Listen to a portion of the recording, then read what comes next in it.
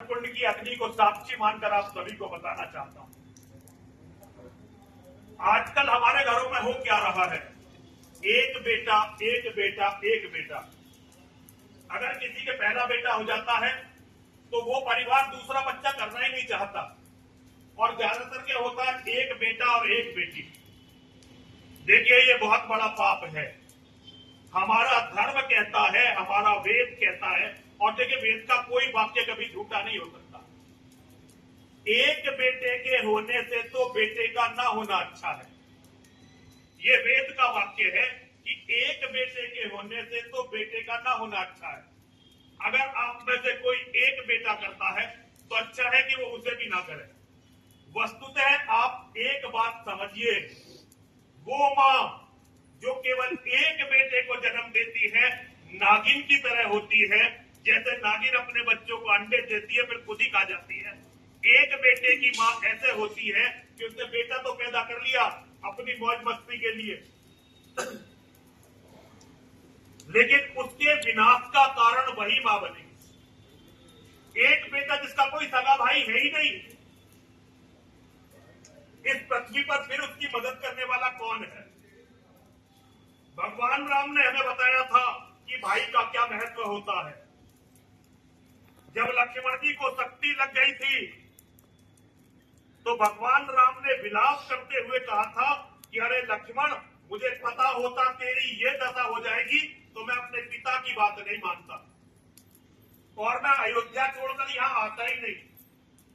और भगवान राम ने कहा था कि अरे लक्ष्मण, मुझे पता होता कि तेरी ये दशा हो जाएगी तो मैं सीता को छोड़कर तुझे लेकर चला जाता।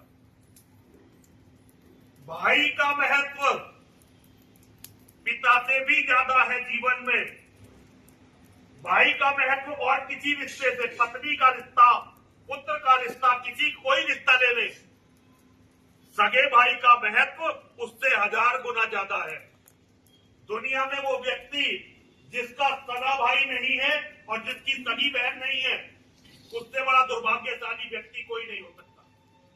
उसके माता पिता तो उसके दुश्मन हैं, विशेष रूप से माता। पिता का भी कम दोष नहीं है, लेकिन माता का तो दोष बहुत बड़ा है। और मैं ये समझता हूं यहां जितने ज्यादातर लोग बैठे हैं सबके एक ही बेटा होगा। आपने ये गलती कर दी, अब इसका प्रायश्चित करिए। अपनी बहुओं से कहिए कि ज्यादा बेटे पैदा करें, अपनी बेटियों से कहिए कि ज्यादा बेटे पैदा करें। अगर आपने ये कार्य नहीं किया तो आपका जो एक बेटे वाला पाप है उसका प्रायश्चित कभी नहीं होगा। और एक बात समझ लीजिए, एक एक बेटा करते हुए अगर कुछ भी ना हो तो 5 या 6 पीढ़ियों में वंश समाप्त हो जाता है। और पृथ्वी पर वंश समाप्त होने से बड़ा पाप कोई नहीं है।